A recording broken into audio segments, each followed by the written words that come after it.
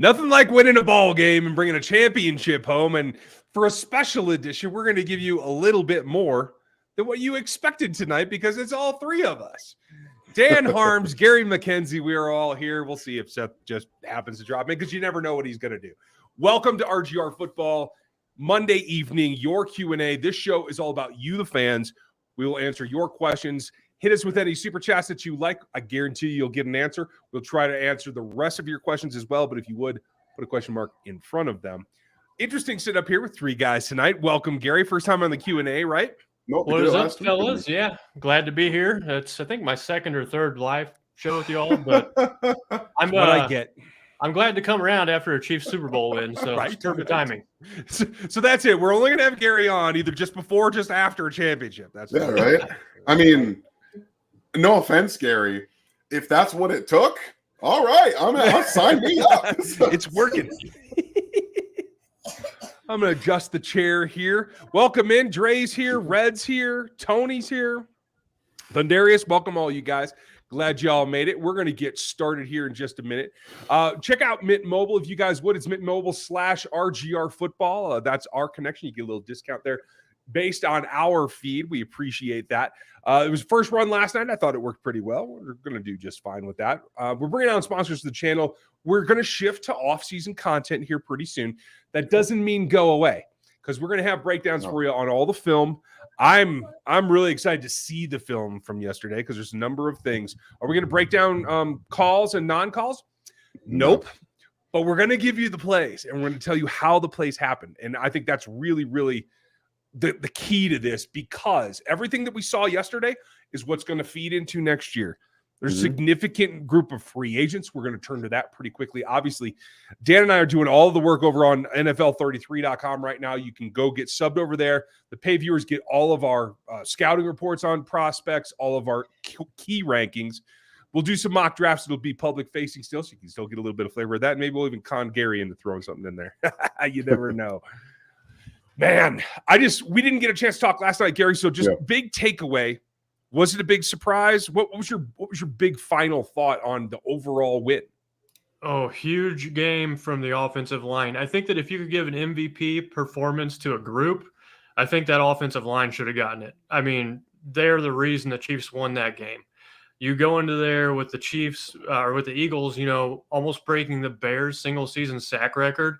And Mahomes is just back there with all the time in the world to do whatever he wants for most of the game. Now, they were doing some up-tempo quick passes, but still, I don't even think he was touched once. That's just unbelievable. And like tons of things like that happen. And you can see just all the pieces for this team come together that have been almost sort of cobbled together by Veach to make this 53-man roster. And the plan worked. I mean, the whole thing worked, and it was awesome seeing it in real time. They did a pretty good job. I think, according to the official records, he got hit 5 times, I want to say. Yeah, but I think so. PFF has just 1. So, like, there's obviously some gray area in there. So, you never know. You get what you get. That's why we don't talk about grades here on this channel. But, long story short, I felt like this was the first time that you saw, like, no, I didn't see frenzy. Patrick got hurt and he was clearly in pain, but I didn't see like that frenetic kind of, hey, we have to go a million miles an hour and kind of make mistakes like we have seen in the past. But it felt like the whole team took on his personality. The whole defense took on Chris Jones' personality. And that was intensity, but it was calm intensity to me, like focused intensity. It wasn't like craziness. And I felt like that was a maturation of the entire team, Dan. Does that sound good for you or not so much? I mean, that's exactly what it was. This was, Patrick even talked about how he appreciated this moment a little bit more because they had been to one and they had lost one. They won one, they lost one, and that doesn't just go to the guys that were there because the experience gets handed down. These young guys did not flinch in the moment. They didn't. Like Isaiah Pacheco had a stellar game. Leo Chanel had his best game as a rookie. These guys, I have a hand on my shoulder showing up in the camera. It's an interesting dynamic how experience can really just give me a second, please. I'm trying to finish a thought and then I'll get to you. How experience can be, permeate through your entire team, even to guys who've never experienced it before. I think people were asking last night if Trent McDuffie got exposed. Trent McDuffie didn't get exposed. Okay, there was 2 plays in my mind that I'm thinking of where he got juked out by Kenny Gainwell in open space. It'll happen. Kenny Gainwell is a pretty nice short area player, and AJ Brown just out-tracked him for the football. He was in good position downfield, but AJ Brown's going one way down the field. Trent tries to locate, and when he slows down to look for the football, AJ Brown says, "I have like 5 inches on you. I'm just going to go take this football." Then you can't find it. So I don't think he was, I agree with you. exposed. I don't think that's his fault. Honestly, I think that's a hell of a play by AJ Brown because I think that ball was well off target, and that was really the reason. I think Trent played it where he needed to play it. So that said, he's rookie, and so if you think he did get outplayed, you can have your opinion. He's going to improve. It's really not much of a question at this point. So I will take this on. And Daryl, thank you for your support, buddy. We appreciate the super chat. It is champions again. I have this one. Dan has that one. We'll just have to. How'd you get that so fast? This is the. Oh, that's one. the first. Okay. I was about to say, yeah, I've got my. I didn't know that was a design for it. So it's either that or I printed it up myself early. Wait, no. Sometimes I've done that, but not this time. But at the end of the day, the reason that I put Dynasty on the thumbnail, and I know some of you guys are going to have questions. We are going to get to the rest of your questions, and thank you, Daryl, for this support. We appreciate you. This to me, when I take a step back, and I'm gonna write about this, or never mind, I'll probably talk about this and use a graphic on NFL 33 because this is team building at its core. When you look back, Miss Avery obviously has top billing across all of the last 4 Super Bowls. Right there. But take a thought on this for a second. Last 4 Super Bowls, 8 slots in those games total on both sides of the ball. Chiefs have played on 37.5% of those games. I mean, that all by itself in a 4-year span is saying something, right? So insane. I think it is a dynasty at this point. I think it's about solidifying it, certainly. I mean, it reminds me of now that Miss Avery's here, the 3 Little Bears, right? This is the dynasty built out of straw. You get another win, it's built out of stone. That's then the it's 3 built little out pigs, of brick. man. Oh, I don't care. Come on. My kids are grown. I am to the point now where to learn something, I throw something out, and clearly that was it. So, hey, dang it. I was so close. It's all good, man. But do you agree? Like, it's still a little fragile. They obviously have some things we're going to talk about tonight and elsewhere that they have to fix. But this is like the foundational level that they can grow into. Yeah, I think as far as calling them a dynasty, I think the Chiefs are on the doorstep. So I kind of like your analogy of the straw or the house of straw. For me, I think if they win one more, then absolutely you can't argue against it. They're a dynasty for sure. You go back and look at all the great teams all across, the decades of the NFL. 3 was usually that magic number they were trying to go for. The Cowboys in the 90s, the Steelers in the 70s, the 49ers in the 80s, and then the Patriots, in the 2000s, 2010s. So I think 3 is the magic number, but there's no dang reason why the Chiefs can't do it again, why they can't win another one with Mahomes. I mean, they've got everything at their disposal to get there. Absolutely. The voice of reason, Gary McKenzie, folks. Give him a hand. Dan, am I overthinking this? Am I letting my fan out too much? Ryan, I don't think you've ever and will ever be accused or blamed of letting your fan out too much. But you guys know I'm not opposed to doing that on this channel for a little bit more, depending on what we're doing. Like last night, I was definitely more fanning out. If that would have been explicit, you guys wouldn't have gotten the member video that will be coming up soon this week. Ding, ding, ding. This week that I recorded for you guys this morning because I couldn't not go about it. This I mean, I don't disagree with Gary. I only think that this is a dynasty because they have 5 AFC Championship titles, or 5 AFC Championship appearances in a row. That's and the fact that they've hosted them, that's never happened before. It's never happened before. So even the Tom Brady teams, they never did that, and those were real dynasty. That was a real dynasty. Patrick has done this at 27 years old.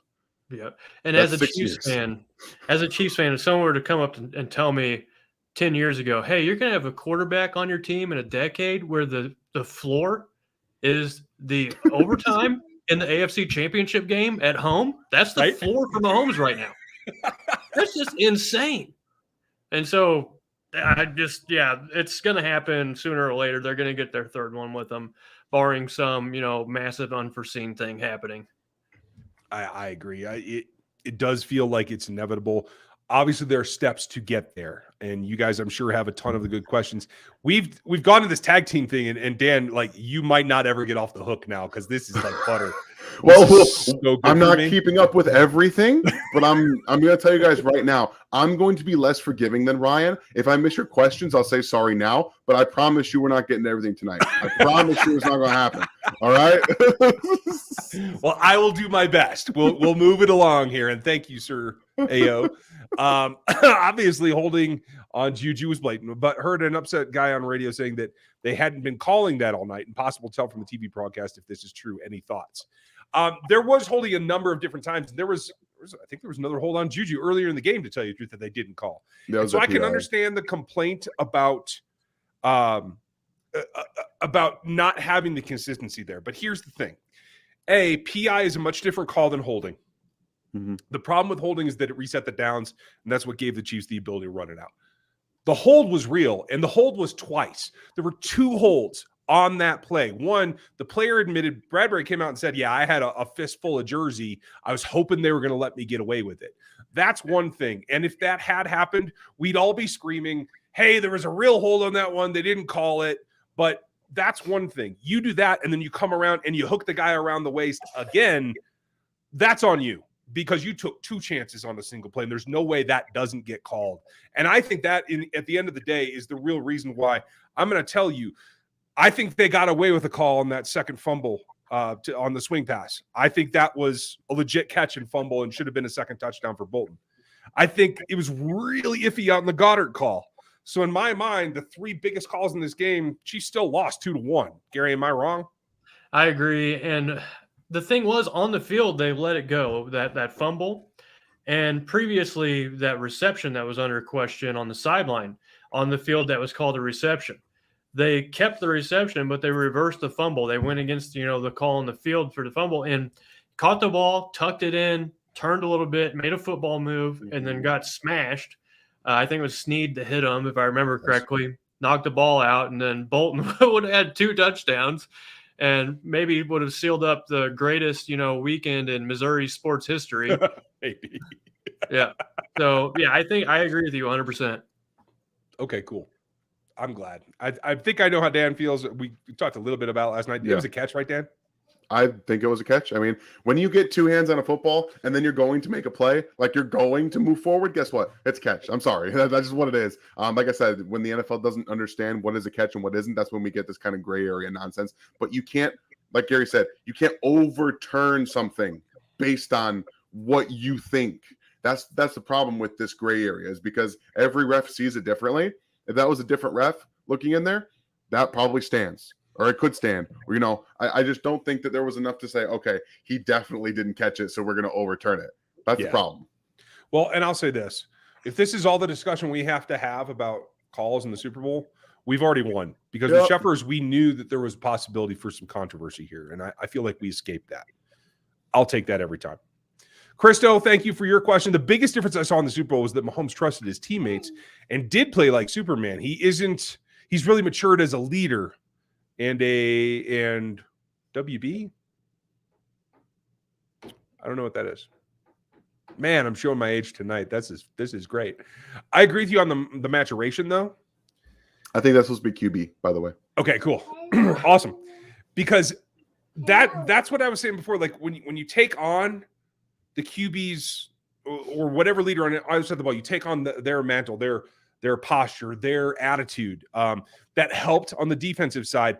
And I think it had a calming effect on the offensive side, because Patrick, even though he was in pain, came out and was systematic. We didn't see the overthrows that we have typically seen from him in a high-intensity situation, right? Like, I saw a more mature Patrick in this Super Bowl than I did in the last one. Certainly when he was, trying to throw horizontal passes and stuff.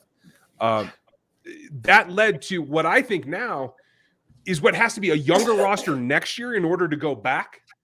I think that just laid the groundwork. So everybody saw that. Everybody lived through that. You're going to have a couple of replacements, but there's so much youth in second and first-year players on this roster right now. I think that's sustainable. across the roster because of that action. Yeah, I think you're right about that. And the big thing about these is that they've hit on draft picks. They've hit on 7th round, 6th round, 5th round, 4th round draft picks. That's going to have to be the formula. When you have a quarterback who's taking up 17, 20% of your cap space, and that's fine. Patrick's cheap. He's not being paid enough, if we're being very honest with it. 2 Super Bowls and continuous AFC Championship appearances, he's being underpaid as a quarterback in the NFL. If he was being paid what he was worth, this would be a different story. But that's part of the thing that he was like, I want you guys to build around the whole team too. I'm going to get my money. I'm going to get mine, and he's getting his. So this whole thing about you have to be able to build your team and draft well. The last 2 seasons, we've seen them identify what they want to build a team with. And each draft, they're bringing guys in that fill exactly what they want, and they're executing. So now, really, when it comes down to like our evaluation specifically for the team, we can understand what they're looking for in players and see what they're going to draft because they have a style and they're hitting home runs on these guys. And at the end of the day, if they disagree with me, I have to give them a little bit of credit. Nick Bolton outplayed his progression from what I saw pre-draft. Absolutely. George Karlaftis is better right now than I expected him to be after his first season, postseason or not. Does he still have higher upside? I still think that there's a ceiling there that we're going to have to talk about, but he has outplayed my first year expectation.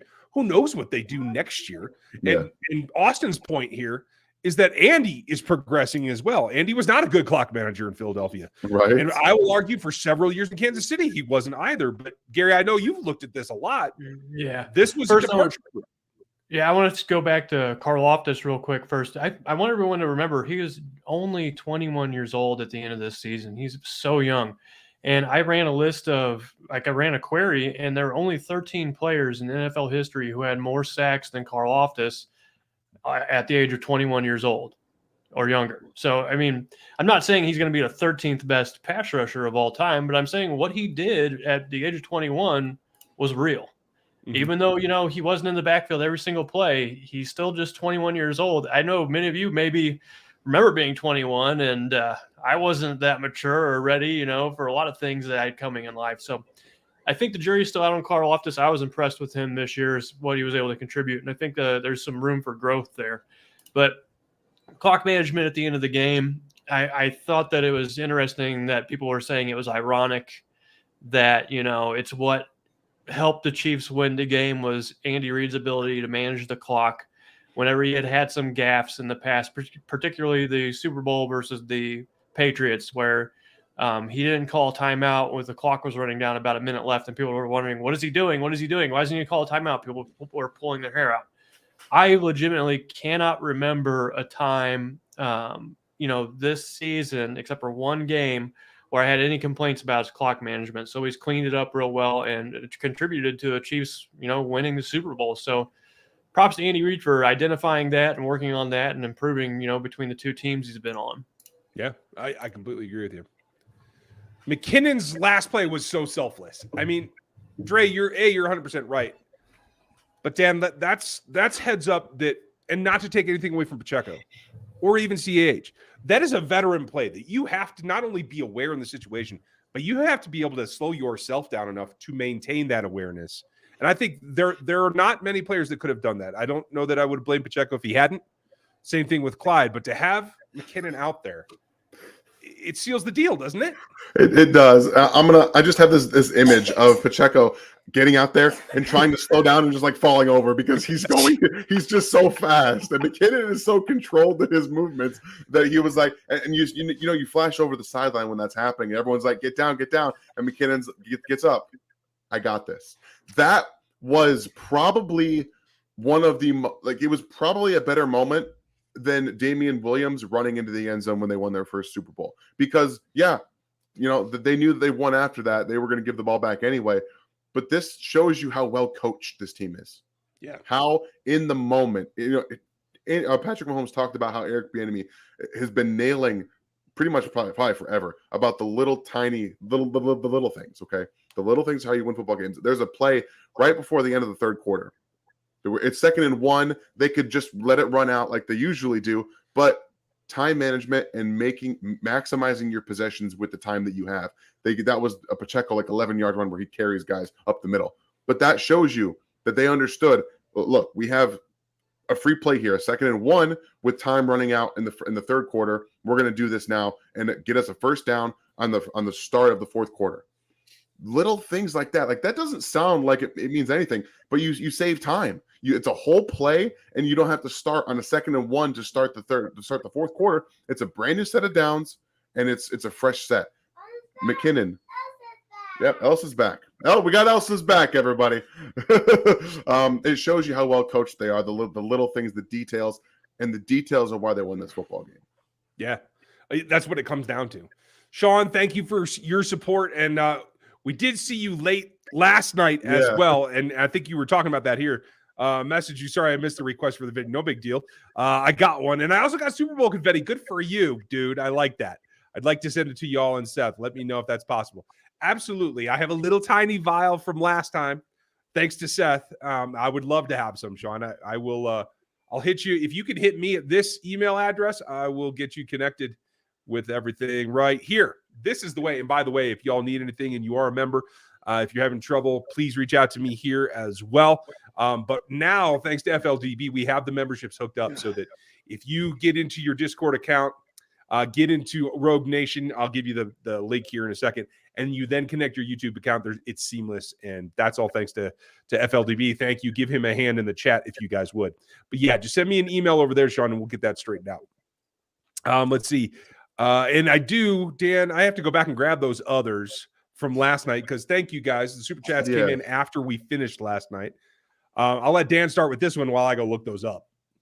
All right. Thank you, Lance. 2021 draft, offensive line. 2022 draft, secondary. 22-23 draft, the defensive line. So they also drafted a defensive lineman in the first round last year. I know that Karlaftis is there. I think that they're going to have to continue. Yeah, the mist is gone. All right. So my daughter wants them to draft the mist. All right. I don't know if that's going to work so well getting pressure on the quarterback, but I do know that it could cause some havoc for a quarterback if they can't see behind them. So, or in front of them. So there's something there. Just keep that in mind, everybody. Defensive line. So I think you're going to see some defensive linemen drafted. You're going to see some defensive ends drafted. More than likely, I don't know if it'll be as drastic as the secondary. I do think 2 or 3 in this draft make a lot of sense, though. Fair enough. And I would spend some time today going over the cap numbers for the Chiefs, who they've got under contract, and who's not. And just they have some questions at tackle, both offensively and defensively. They need tackle depth, someone to go along with Chris Jones. So I wouldn't be surprised if in 2023 they focus on getting a tackle maybe in the earlier rounds to pair next to Chris Jones. One thing you were mentioning earlier, Dan, was just the approach that Veach has taken towards building this team. There's a great article. I can't remember who it was by. I wish I did so I can give them credit. But it was basically interviewing Brett Veach, and he was talking about how, we've entered this new era of the Chiefs team now that Mahomes has signed his contract. And the plan forward is going to be volume at positions of need. And you saw them do that with the secondary last year. And, there's kind of a joke, if a team needs a quarterback, why don't they draft 8 quarterbacks and just pick the best one? I mean, obviously you can't do that. But Veach did select, I think it was 4 players in the secondary, maybe it was 5 in last year's draft. And those were the guys that came through and were there in the AFC Championship game and made just enough plays in the Super Bowl. So you might see another approach like that. I mean, they have 11 picks in this draft, I think. So they've got the numbers. And the sad component with that, though, is that sometimes you let go of guys for draft picks that you would have, you're emotionally attached to, are good players. And that's the pro and con of that movement. But you can't pay everyone on this team like they're the best player in the league or like the highest paid player in the league, just because that's the reality of the business of the NFL. Whoop, sorry about that. You're absolutely right. And it's difficult. I think for especially people that have been fans for a long time, the emotional attachment does come into play. At the end of the day, The players understand this. I think it's good for us to all remember this is business first. That's what the NFL is, and it is going to happen again. We don't know when or where, but it will definitely happen. So let's see. We're going to go back. Last night, Rev Debo came in after we finished. He said, how do you stop Mahomes? The only way is to keep him off the field. And you're absolutely right, Rev. Thank you for that. We appreciate you. And Lil Caddy gave us one as well. 10 spot. Thanks, buddy. Reminder, no 1K rushers have won the Super Bowl since the 28-3 Pats. Never in any danger because of that. Enormous amount of cap. Sincerely, those Eagles earned all the respect for that game for real. And they could, honestly. If it's any other quarterback they're playing, I don't care if it's Burrow and the Bengals. I don't care who it is. If it's Josh, anyone but Mahomes, Eagles win that Super Bowl. So kudos to them. I don't think there's anybody else who could have taken it. Thanks, Lance. Thanks, Harold. Does the practice squad quarterback offer any upside next season? I know he's got a mobility thing. Quite frankly, if he was better than a practice squad quarterback, he wouldn't be a practice squad quarterback. So it's honestly the same way I feel about Bichelle. Had a lot of people ask me today about, is Bichelle going to be the backup? No, he's not. If he would have beat out Henne. It will be another veteran, someone that Andy knows or trusts or believes can run this system if Patrick should have to miss a game. I don't think that's Bichelle. Gary, do you disagree? So I watched Michelle in training camp. I liked his balls that he was throwing. I mean, he had a tight spiral, was able to hit some spots, but that's a soft spot for me. You know, I just watched him in training camp. He probably had a really good day, and that's what I was seeing. But if you got to think about backup quarterbacks, the model has been find a guy who started a few games, is toward the twilight of their career, has been a backup before. And do not say Wentz to me. I can't think of a lot of guys that meet that criteria. Andy Dalton kind of does, but I don't think they're going to want to pay him what he could probably demand after his year with the Saints that he had. There's these guys are at a premium, so finding a quality backup, it's going to be something that the Chiefs need to fill this offseason. And you got to have that insurance policy because you saw Henne come into the fray twice and pay off in the playoffs. So you got to have somebody. I just don't know who that is. You guys have any thoughts? As long as it's not Carson Wentz, that's all I'm saying. I think it's going to be Bichelle, personally. Mostly because of the comfortability factor. Andy Reid likes players that have been in the system for a while. Bichelle's been here, 3 years now? And at worst, just pick it up. You're good. At worst, he'll be able to come in and operate a package. Like they have a playbook package for Bichelle. Bringing in a whole new person at this point when Andy's been in, KC for as long as he hasn't worked with any other quarterbacks. I think it makes more sense for them going forward to have someone right now that they've been working with, and then look to either bring in some veteran type that's, not as old, as Henne was, or draft somebody that they like. I like that as well. I don't know who it's going to be. I'm hoping I'm wrong because you both seem to like Bichelle more than me. So I don't know if I like Bichelle. It just makes sense to me that Andy would go that way. I like Bichelle. It also goes to the fact you guys were in camp together, so I'm going to discount that just a little bit. Adam asked, can we pay Juan and keep that D backfield together? Focus on drafting the other areas. You can. I don't think they're willing to pay it. I think someone's going to give Juan a decent contract. I thought he played well last night. I think he hasn't been as good as I wanted him to be this year.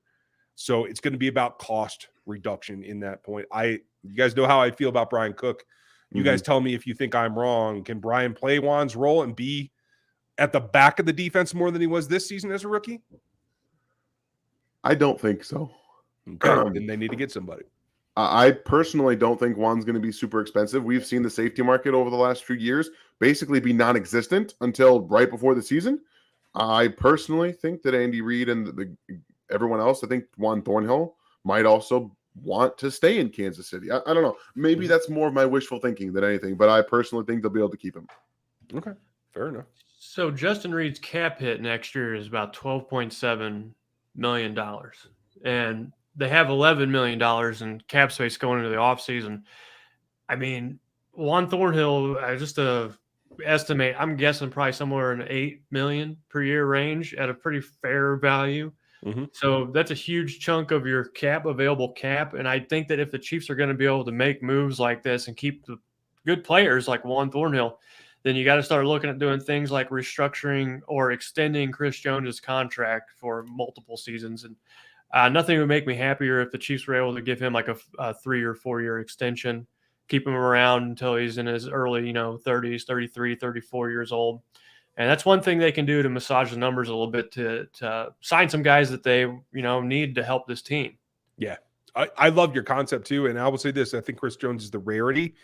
As he's actually gotten lighter since he's been in the league, I think that's helped his body in terms of total wear and tear. I think he can play into his early 30s, whereas normally I would say a defensive lineman at 30, it's just about the same fall off as the running backs. So like I would have limited it there, but I like where you're going there. Adam, is Andy ever going to learn to be as aggressive as the other coaches in the league that are chasing us are? No, he is not. I think he will improve. I think he's improved a little bit. I think he will continue that, but he's an old dog you're trying to teach new tricks. If he comes up with the tricks, he's more than happy. But forcing him into being more aggressive, I don't think is something that we can count on seeing. Maybe a tick here and there. Gary, tell me if I'm wrong. Do you think he can turn a new leaf? So I think Andy Reid is aggressive in a different way than other coaches are. So where Andy Reid is maybe a little more conservative are some of his choices on fourth down, but he is one of the coaches that will introduce something new into a league before anyone else will. He's very aggressive on that front. He likes to bring new concepts in, whether he finds them in college or even sometimes from high school. He'll pull in anything, and I think that is where he is most aggressive, just on that decision making, on being open minded to what he puts in his playbook. But as far as going for it on fourth down, relying on the analytics a little more. He's an old dog, and he's been trusting his gut for all these years, and his gut's been pretty good.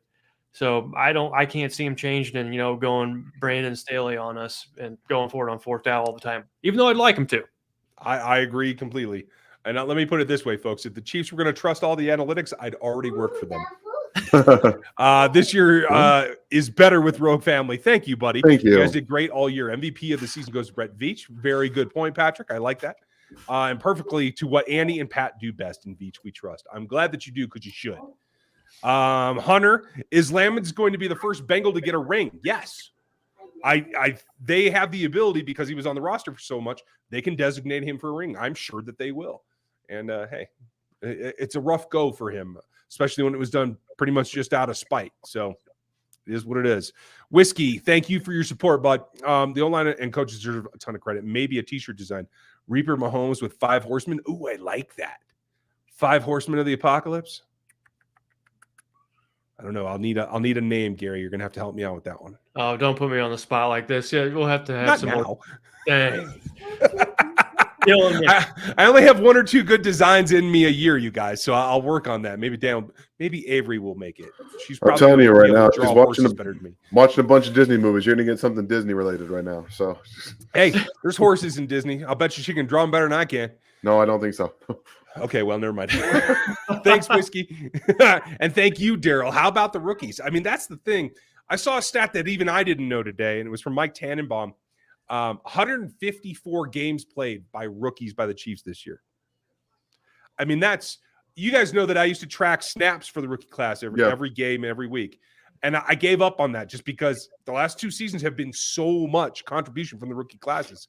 But to hear it spelled out like that, 154 game starts, that's crazy to me. It's nuts. Yeah, I just don't get it. Bill Parcells used to say, for every rookie you have starting on your team, that's a loss immediately. Yep. So what the Chiefs at the end of the year were starting Pacheco, they were starting, McDuffie, Williams. Yeah. So there's 4 just right out of the chute, at least, maybe 5. But yeah, I think Mahomes and Andy Reid proved Bill Parcells wrong there. There's a balance to that, teeter-totter. Britain, a draft class as good as last year seems like a 20-0. I like that. Just joking, maybe.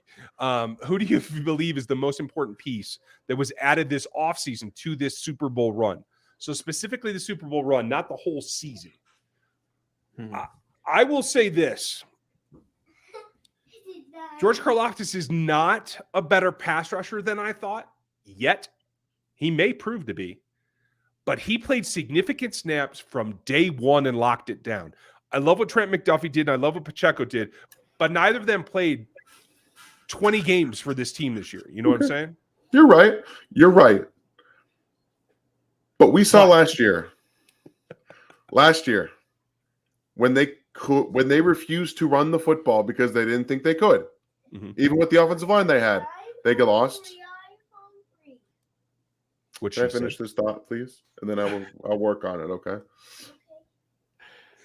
Apparently they didn't think that Clyde could do it, which makes sense because now I don't think he's going to be in Kansas City next year.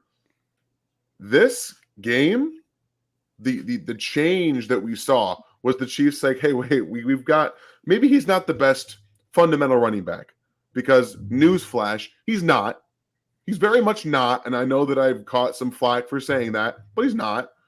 But there's a couple things that he does better than any running back they have. He's athletic, he's fast, and he will run the snot out of the football. You wanted to know, behind an offensive line that came to play physically. I'm going to say, Isaiah Pacheco allowing them to do what we've been asking them to do, which unlocked the whole – it felt like they threw for 500 yards and ran for 200 in that game, and Mahomes passed for 182 yards, and Isaiah Pacheco ran for 74.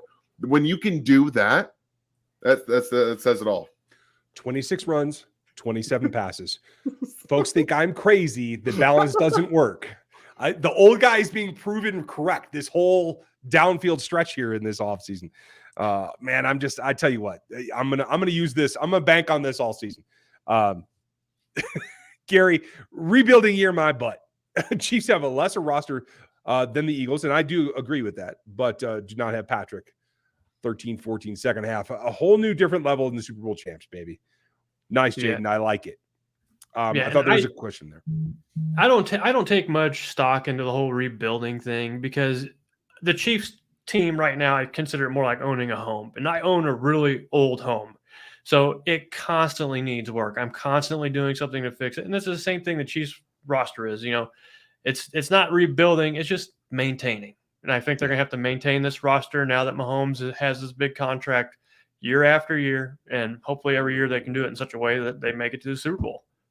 I like the way that you put that. It's a maintenance issue. You don't have to straighten out the frame. The truck's just fine. You just got to maintain it, change its oil, give it a little bit of upgrades. Maybe some headlights it could use something, Yeah. Maybe a nice bed liner to catch things. That might be nice. I tell you what, there's ways to upgrade your trucks, folks. I'm just saying, I should get a sponsorship here. So I'll work out on the next one. Hey, Gina, hope you're doing well. I was at the Super Bowl yesterday. It was awesome. Good for you, man. Multiple of our fans have been there. That's awesome. That's awesome. Worth the money on my credit card. I sat next to Pacheco and Colin's parents. What a day, what a team, and what a game. And both those guys stood up too. So you got to be with some folks that could be very, very proud. Good for you, Gina. I hope you had a blast. If you were there and you have footage you want to share with us, send it to that email address. It's rgrpodcast@gmail.com. I'd love to incorporate it into something of ours since I wasn't there and we weren't there. So check that out. Sean, Saunders, Nottie, Thornhill, and Snead are free agents. Aside from obviously bringing Snead back, who's the first guy that you bring back and why? All right. Well, for me, this is pretty easy. It's Juan Thornhill, because I still believe that defensive tackles are relatively replaceable, and guys that fit your 3 safety system aren't always easiest to find. And I think that Juan played well in the postseason to allow him to bring him back, So that's what I say. But I know that I think I know where Ryan's going to go pretty quickly. Well, let's break the tie. Gary, what do you think? Well, I want to make sure this is right, because whenever I was looking up the Chiefs contracts, L'Jarius Sneed he's still under contract through 2023. Yeah, but they need to do the extension now. Yeah, or right now. Get ahead of it. Like right now. Get ahead of it. So excluding Sneed from there, because that's who I would pick. Hands down, without a doubt.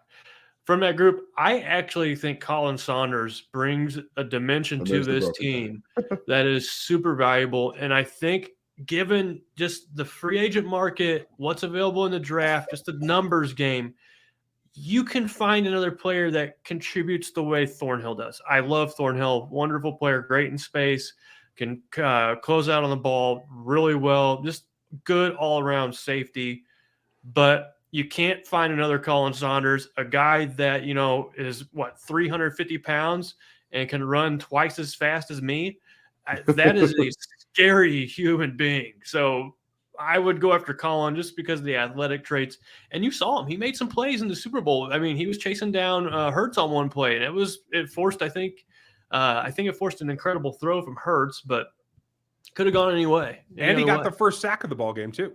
Yeah. On that one. So I agree with you, and I will only say that, yeah, exactly. Situational, we'll call that. I will say this too. Saunders should be cheaper on the cap than Thornhill should. Very much. And I think you guys are going to be disappointed in this, but I think the first guy that might get re-signed might be Naughty, because he's going to be cheapest of them all. He will be. I just don't know that he should be back. I don't know. That's not what I'm saying either. I like Derek Naughty. I've been a fan of his. I thought he fell off a cliff, and I'm not sure why. Yeah. I think, honestly, Brandon Williams is going to be a free agent as well. He was on a 1 year. Yeah. I'd bring him back first. And I like Derek. And I think Derek can flourish in another system, much as Nunez Roches did when he left town. I think there's a career for Derek Naughty. I just don't know that it fits here. Yeah, I'm with you. I'm not running him down, folks, I swear. Christian, thank you for your support, buddy. How about the play Nick Bolton? Fun fact, he's the first Missouri Tiger to score a touchdown in the Super Bowl, which I had seen last night late before or after the stream. I didn't realize that.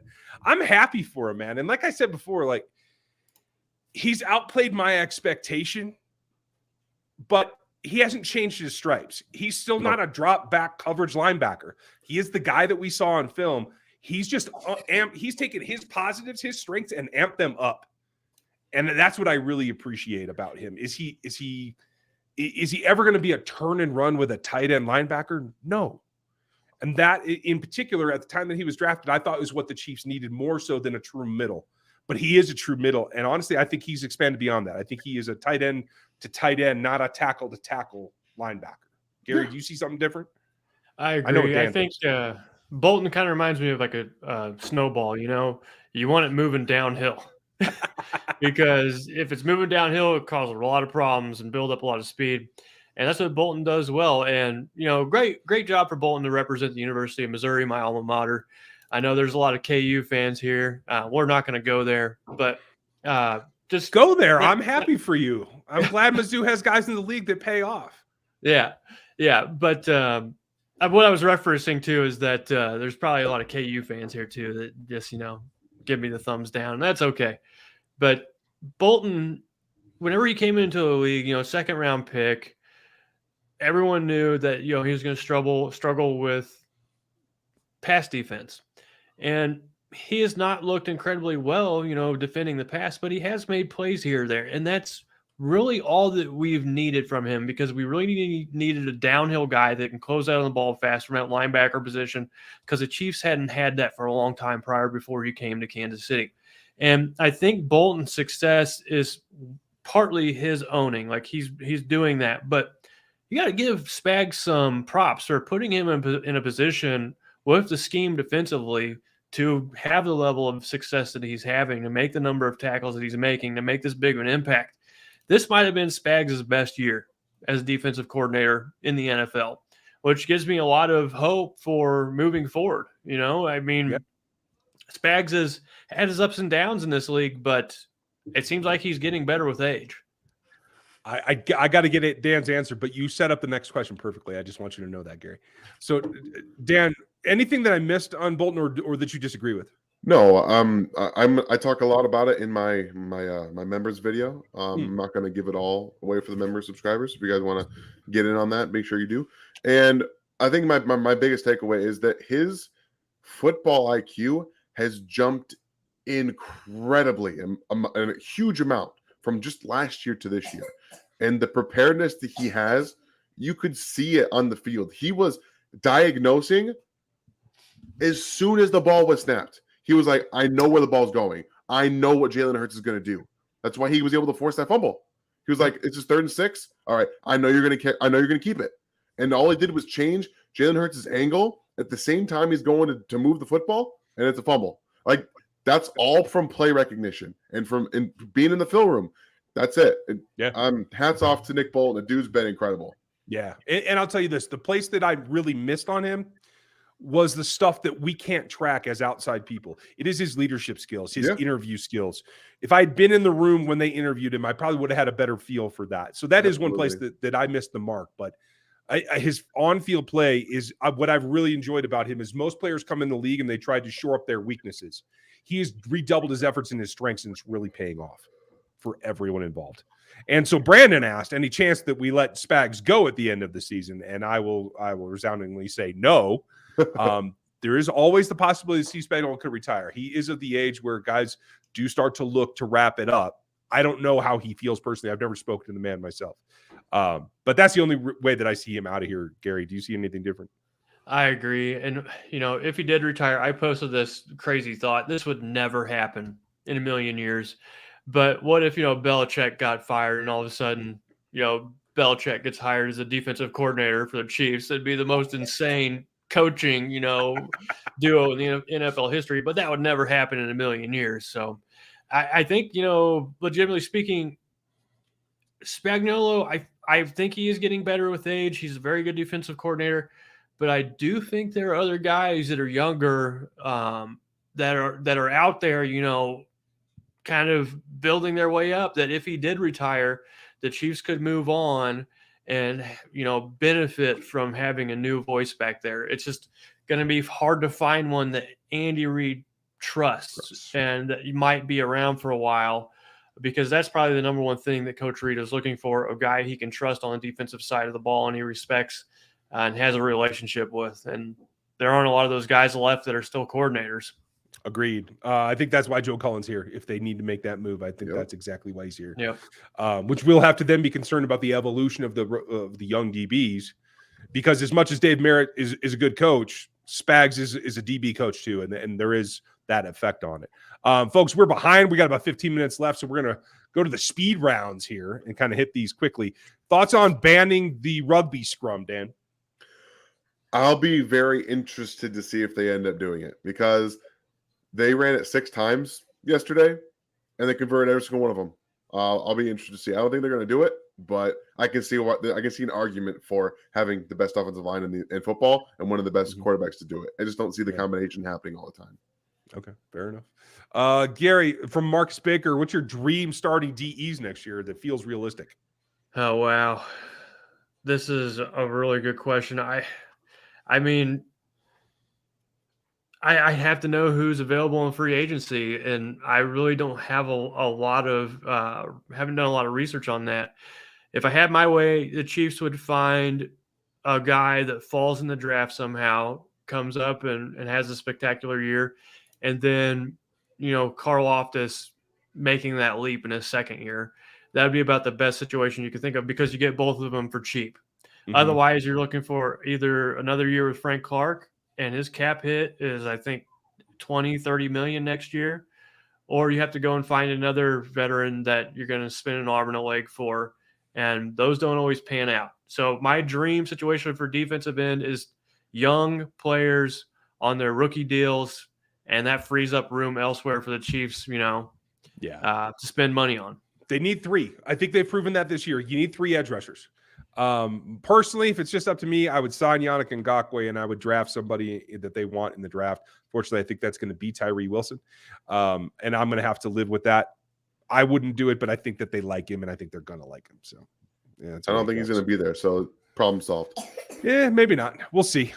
The media wouldn't have it that way. I think the teams might. We don't win without Lil Pop. Thoughts? Yeah, I think we covered him pretty well, right? I think we all agree. Yeah. Giving that element to the offense really helps. Hey, Ryan, will Patrick's ankle be totally healed by OTAs? Yes, it should, absolutely. I think he said it best last night. What it really needs is rest, and he can afford to do that now. And given the way that he's functioning, I have no expectation that he's going to have any problem whatsoever. Thanks, Poto. Red Hood, out of the 5-0 linemen, which do you guys see Veach prioritize keeping? I would say Smith and Humphrey are definites, but what about Brown and Tudley? Wiley, obviously, you're looking to upgrade. Gary, give me your thoughts, but let's emphasize this. The only guys that are not under contract are Wiley and Brown. Everybody else will be a Chief next year. Right. And the Chiefs have 11 million cap space. You cannot franchise tag Orlando Brown Jr. again unless you make some serious modifications to contracts that the Chiefs currently have. Yeah. And so I mean, honestly speaking, if I'm Veach and I have a tight budget, I'm going to have to focus on Wiley at first and making sure that that's locked up. Even though he had some issues throughout the year, he still was on a Super Bowl offensive line that held one of the best pass rushes of all time to 0 sacks, and that says something. And his projected value might be around $5 million a year, and so you can work with that.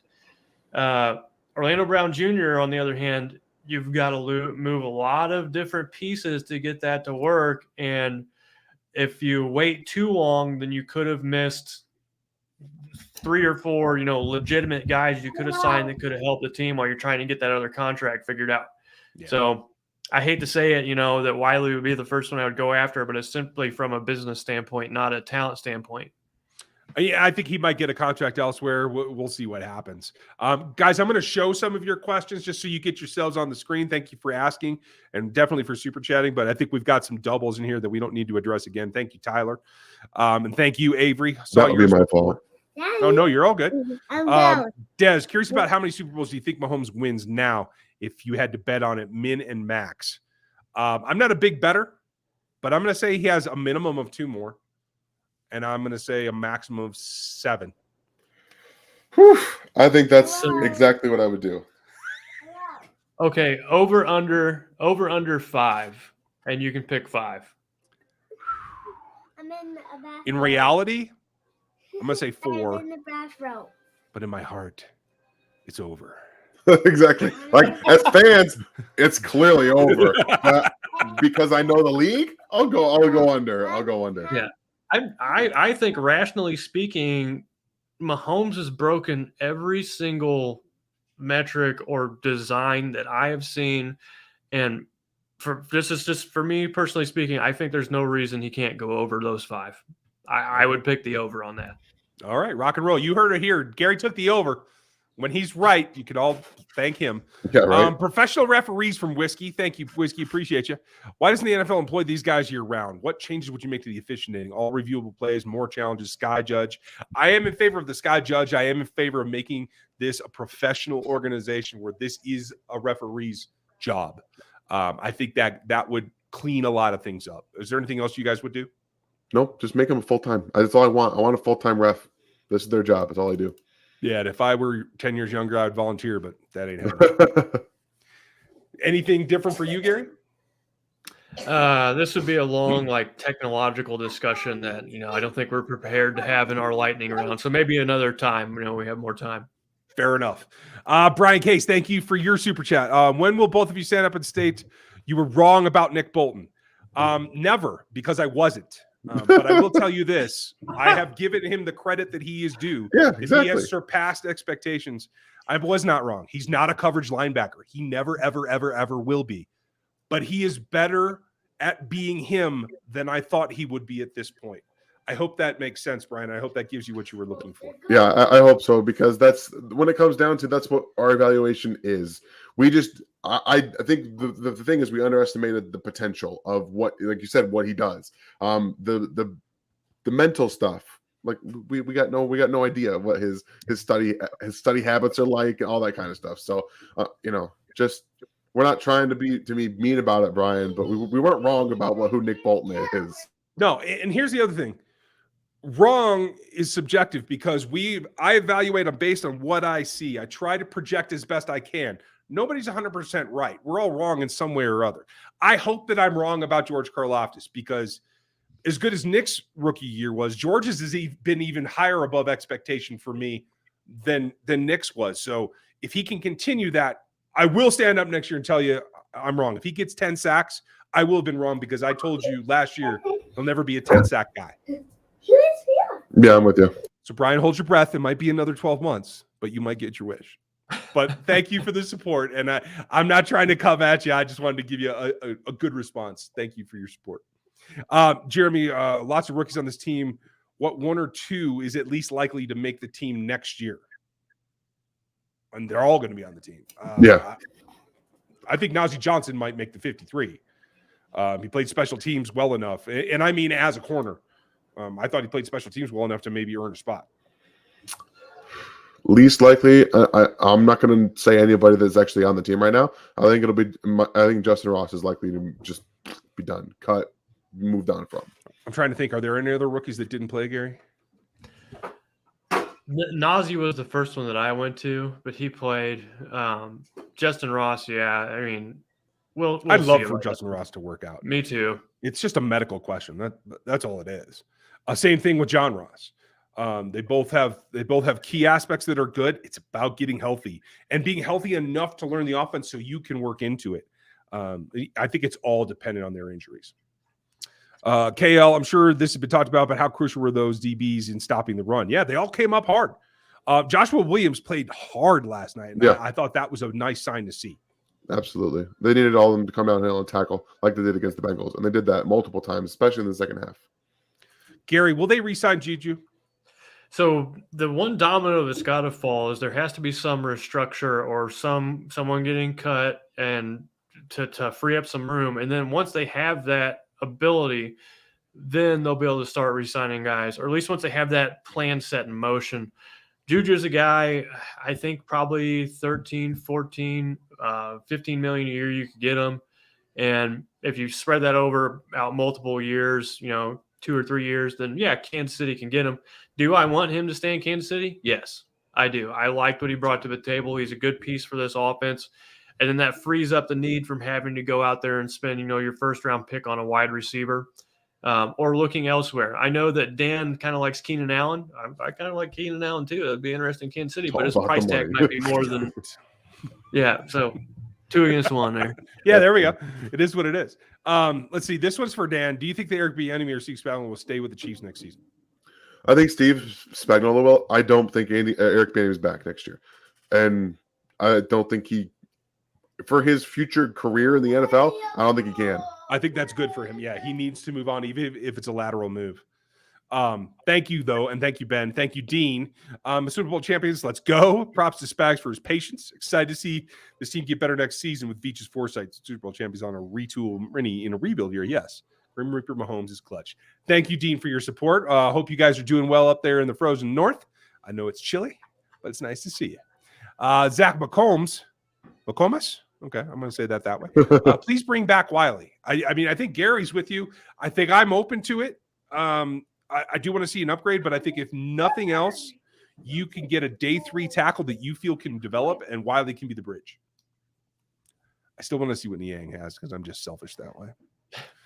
Thundarius, woo, let's go. I got my UGA and KC championship this year, best year in football in my entire life. You are rocking it, my friend, and that's exactly what my family, because all my dogs are down there, and I got texts left and right last night, dogs and Chiefs this year. Congratulations, Thundarius, and thanks for the support, brother. Miss Holly, thank you as always. One of our oldest contributors around here. Just got home from the Super Bowl. Super Bowl, yeah. Missed on you guys. Why didn't Bolton get the second TD? Also, after the Eagles games, we're focused on the fourth quarter holding and how it cost them the game. They ruled that the catch that Snead forced the fumble that Nick returned was not actually a catch. They ruled it incomplete, and that's why it didn't count.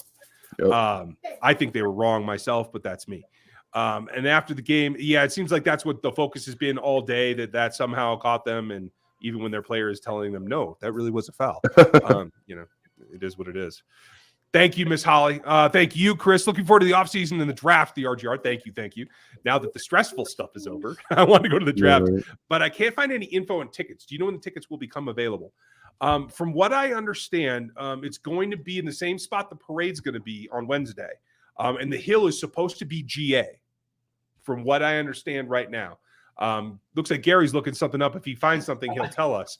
But from what I understand right now, the hill above Memorial, the War Memorial should be open to the public. It'll be packed, but again, it's not going to be as packed as the parade is. This is draft season. We all know you are an elite subgroup of NFL fans. You draft Knicks, and I love you. So when we know more, we'll let you know. Patty McMurray. All hail to the Chiefs. Thank you, Patty. I appreciate that. That was good. Mr. McMurray, I miss you.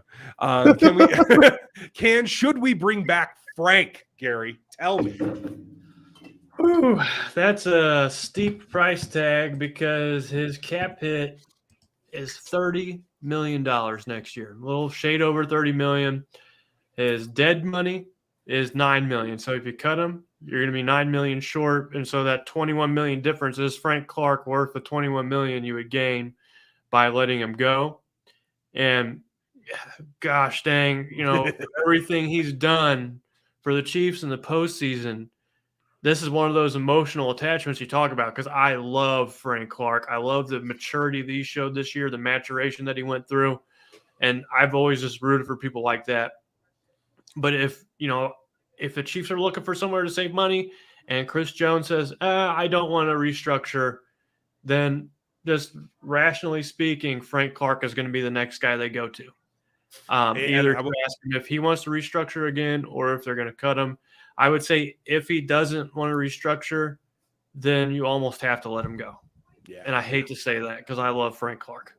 And I was just going to say, a post-June 1 designation doesn't help. It's still the same numbers. So I do see a scenario where they cut him and recoup that 21 and give him a $6 million contract for a year. I could actually see that. Yeah, I could actually see it. I don't know if 6 is the right number, but that's what I'd be comfortable with. Yeah. I think it's hard to rent Frank all regular season just for 3 games in the postseason. No, it's not. It's not though. Okay. You go to him and you say, look, okay, we're going to give you this nice incentive-laden postseason contract because we know that's where you make your bread anyway. We're going to give you a nice base salary that, you're not just some veteran minimum guy. You're going to make, $6, $7, $8 million a year on your base, but we're gonna incentivize this postseason for you because we know that's what you're all about. So, and then you say in the regular season, you take some plays off. We're going to keep you fresh for the postseason because we're going to draft some young guys, and you're going to do all this, and you're going to help them get better for the postseason, and you're going to be fresh to do what you do best in the postseason. Everybody wins. Okay. Dan, you sold that. That was good, right? I almost want to take that deal. That's what I'm doing. Tom, thank you. Appreciate you, buddy. JuJu wants to come back. So does MVS. What moves should we make and keep them both free agents? Who's available that we want? I haven't looked at the whole list. It is JuJu over Marquez, and I do think it is an either-or proposition. Dan, do you disagree? No, I think that's what we got to do. And that's no offense. There's no shade thrown at MVS. He was great in the AFC Championship game. They don't win without him. But JuJu Smith-Schuster got open in the Super Bowl, and he can continue to get open when he's fully healthy, and that's not something we've seen from MVS. So, fair enough. Let me ask you guys. Let me ask Gary this: Michael Thomas at probably a $14 million price tag or MVS? Let's be real. The best ability is availability, and even though MVS has, had a lackluster year and kind of has done that all throughout his career, I'm still going with the guaranteed guy because I'd rather have someone on the team who you're going to have on the field opposed to a guy that's been hurt a lot and has a high upside. That's just how I roll. I like the guaranteed player. That's cool. Dan, Jacoby Myers at $10 million or MVS? Jacoby Myers in a heartbeat. Okay. In a heartbeat. Done. Those are the two guys that I just look at and I'm like, okay, they could fill the role. Yeah. I like it. Let's see. What about Mitch Trubisky as a backup vet? He knows Nagy could be a decent fit. I believe Pitt moves on from him and prevent the added controversy. It's a very good point, Avery, and I have no problem with it. It's really about the fit with Mahomes, the fact that that draft order is shit that is going to get talked about in the QB room. I'm just going to tell you. No, this is about Matt Nagy and Mitch Trubisky. You think Mitch Trubisky wants to be in a room with Matt Nagy again? Oh yeah, there's that. I don't know about that. I mean, can you just imagine practices? They drafted you 8 spots higher than me, and I'm a 2-time MVP now. I like it though, Avery. I like you're thinking outside the box, brother. Jonah, I have no clue why, but the Super Bowl win has more emotional than the San Fran one for me. Okay, Jonah, that's cool. I will say this: there's been a couple of years of disappointment in between there for you and the guys on the team that were in both. So I can get down with that. If I may, just really quickly, I think the first one, you're like, okay, they got there. Maybe some luck was involved. They go back to one, they lose, they don't get back to one. This one, everyone, there was a lot of doubt in Kansas City. So I think when you see how they were able to continuously fight through the regular season, these close games, fight through the postseason, get here, fight once again, it means a little bit more to fans. It's like it means a little bit more to the team. Tom, I don't ponder well, but when I do, it's about Mount Rushmore. I mean, here, let's do round robin. I'll start. I'll take the easy one. Patrick Mahomes. Who's next, Dan? We have 3 left. I mean, we're taking Derek Thomas. Like I said, I'm making this shit easy. That was going to be mine. I mean, obviously, next one's got to be Andy Reid. And Lenny's got to round it out. Angstrom should be right up there, but you can't do without Lenny. I wouldn't put coaches on there personally. Oh, you wouldn't? Okay, so let's take coaches off. Okay, cool.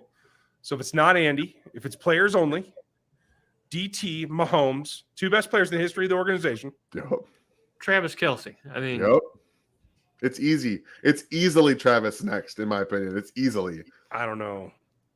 Lanier might have something to say about that. Bobby might have something to say about Travis that. is going to go down as the greatest all-time tight end in NFL history. It's going to be Travis next. Okay, so there's that. Fine. And so in that thinking, it's Tony there. There, we made your Mount Rushmore. You don't have to agree with it, Tom. I'd like to know yours, actually. So we'll move on to that one. Teddy, thank you. Am I the only one who thinks that this upcoming tight end class is better overall than wide receiver? Also, does anyone else salivate over running 12 with Kelce and Kincaid or Musgrave like I do? Teddy, I think you're close. I will say this. I think the top's better. I don't know about the depth. Yeah, I don't know you're about right. the depth. Yeah, the top, it looks better, but the wide receiver depth is insane. There's so much of it. Yeah. And just as a side note, Gary, have you watched either of these guys? No, not yet. I haven't broken into any ground regarding college players, so haven't gotten there yet. So Dan, Kincaid, or Musgrave? I'll take the guy who can catch the football and Dalton Kincaid. Okay, thank you. That's where I was going.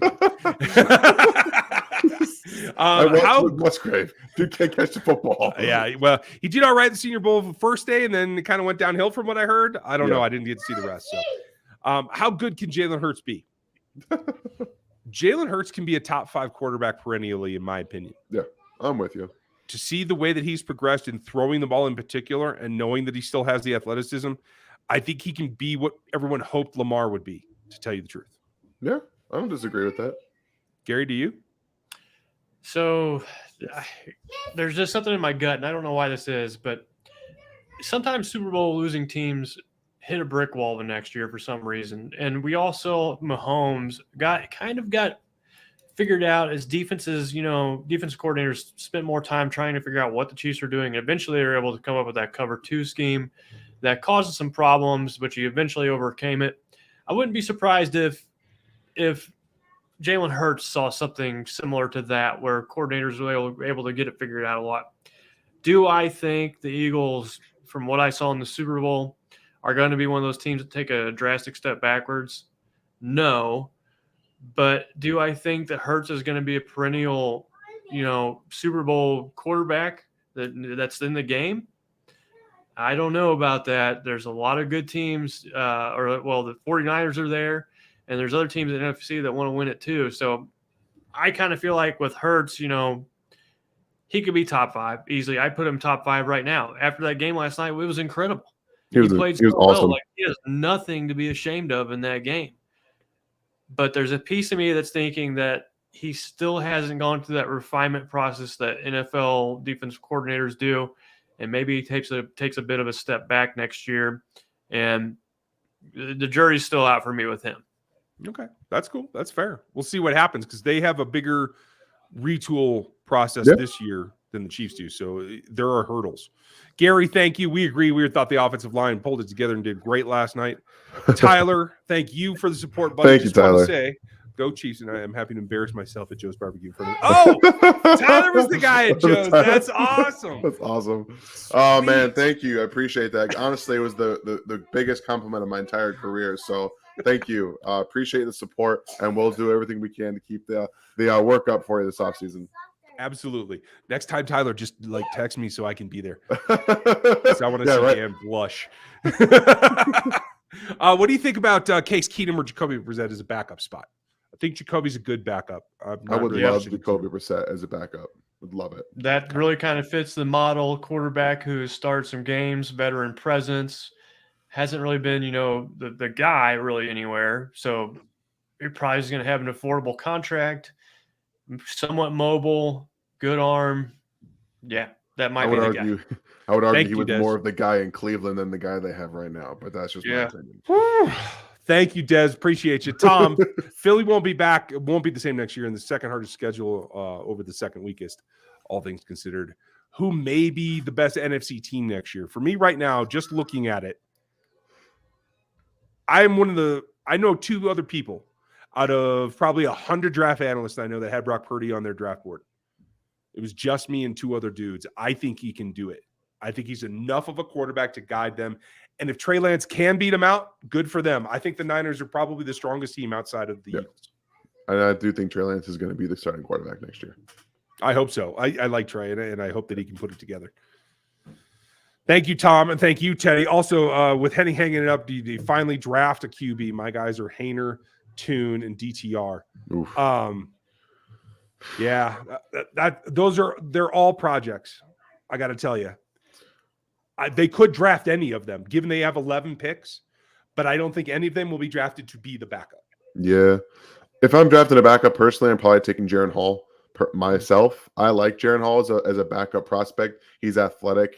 He's, from what I watched at BYU, not so much the Senior Bowl, he's more of an accuracy-based quarterback. So we're talking like a Chad Henne type with a little bit more athleticism. But that's again, we're talking about 7th round pick, possible priority free agent. And never underestimate the Kevin Cobbs, the Matt Flynn's, the guys you flip. So you might be able to find a guy, and God forbid something happens to Mahomes, and the next thing you know, you're able to trade him for a 3rd round draft pick whenever you got him for a 5th or something like that. So I could see the Chiefs drafting a quarterback and flipping them like this. Yeah. But I don't want him to take one in the top 3 rounds. That's kind of where I would draw my line. No, not in the top 3. Day 3 only. Yeah, absolutely. I'm with you. And I'll keep my thought to myself when I write what the Raiders should do for their quarterback position later this week or next week on NFL 33 game, guys. You'll have to see it over there. Jonah, thank you. I don't think I'm more happy for anyone than I am for Henne.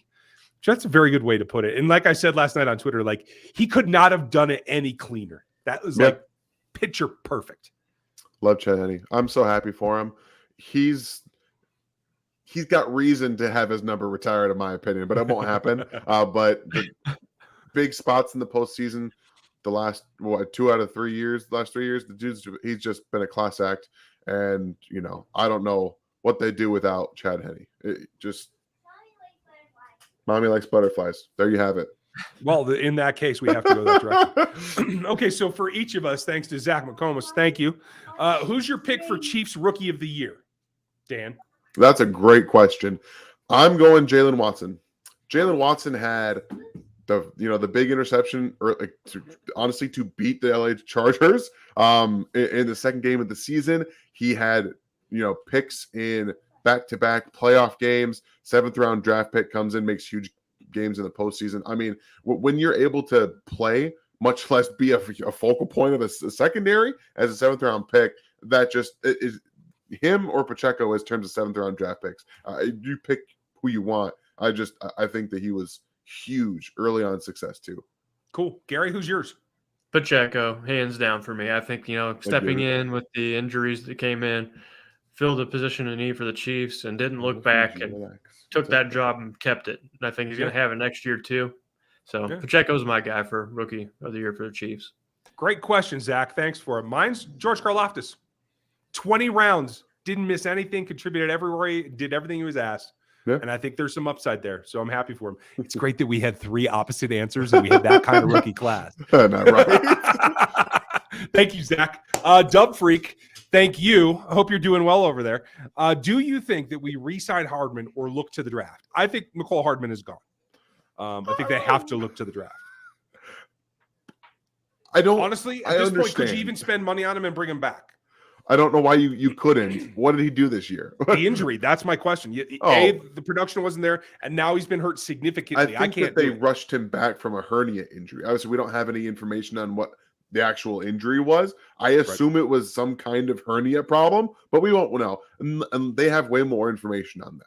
So if they do have the information that he's going to be healthy, I think he's back. But again, we'll see who throws money. It's all about the money. Okay, I'm with you. Thank you, Dovry. Thank you, Zach. Knicks fan, thank you. I love how now everyone is saying that Mahomes is better than the rest because of all 3 Super Bowl. His team was the underdog. They still won 2 out of 3. Yeah, I mean, you think they would have known that going in, right? I mean, yeah, right. Yeah. Thank you, Knicks fan. Don't worry. They'll start forgetting about him come draft time anyway. Always do. The Chiefs can't do it again. They're going to lose somebody. And oh, no. Tom, 1 Lenny, 2 Patrick, 3 Travis, and 4 DT. Alternates would be Willie, Bobby, Henry, and Otis. I like our history of great wideouts as well. Okay. I love the tip of the cap to Otis Taylor. He was like the original Megatron. Go back and watch like highlights of him. He was just a monster out there that could move. Just unbelievable talent. Yeah, I'm with you. Cody, thank you. Appreciate you. Marcus F. and Kemp. That's what he's saying. I'm just going to put that in there for you. How many yards did his blocking add to the end of Tony's return? Kansas City legend. He and Jody Fortson had key blocks on that return, and I will tell you, there's at least 30 there for Marcus. And the good of the last 15, I will say, are due to Jody Fortson. Yep. And all 3, I mean, those 2 guys, as well as Noah Gray, another tight end out there blocking on special teams, helped seal up that wall. It was special. That moment was really special for those guys and for Kadarius Tony, redeeming a lot of what people thought was, wasted because of injuries. He was able to play, 5 snaps, but special team snaps really paid off, and he scored touchdowns. He was on the field for touchdowns. He was really impactful in that game. Yeah. I'm totally with you. We're going to wrap it up here on Avery's. Thank you all for being here. Make sure you like, sub, hit the bell, and join us. If you want into the memberships, into the Discord community, or into our member videos that are going to give you behind the scenes, you can do that by signing up as a member underneath Gary's face over there. And you can also join us over at NFL 33 for all of our draft content. If we re-sign Mecole, Avery asks, assuming Tony is healthy, does that help or hurt Sky's progression in year 2? In my opinion, it hurts. Because there's only so many slot snaps that can go around, in my opinion. I'm with you there. It makes sense not to bring him back. Gary, you? Yeah, I agree. Estimated contract for Mecole is around $10 million, and Sky he can't do what Mecole does. Mecole's his own player, but it's numbers wise, it's just gonna be hard for the Chiefs to bring him back. Agreed. Chiefs will find a flyer. Somebody who can get downfield. Oh, thank you for that. Oh, another one. Des, thank you. Early Super Bowl prediction, KC versus Dallas, back-to-back wins. Wow. I cannot see Dallas making it there. They're going to lose Pollard because they can't afford to pay him. I'm not sure about their wide receiver core. I think they're about to lose, 2 linebackers, I think, that start for them? Yeah, I think so. I don't know. Des, I hope you're right because that's an easy win in my book. Yeah, Dallas is allergic to success. So, yeah, I'm with you. All right, we're going to wrap it up. Thanks to Des. Thanks to every contributor. Hit me at RGR Podcast if you have content you'd like us to see. We very much appreciate you. You guys have a great night. Gary, thanks for being on with us live. Yeah, this is wonderful, guys. Always love talking football with great people. And you are one of them. Thank you, folks. Don't worry. Nothing stops. Year-round, 5 days a week, maybe more sometimes. We will be here. Thank you for being here. We'll talk to you tomorrow.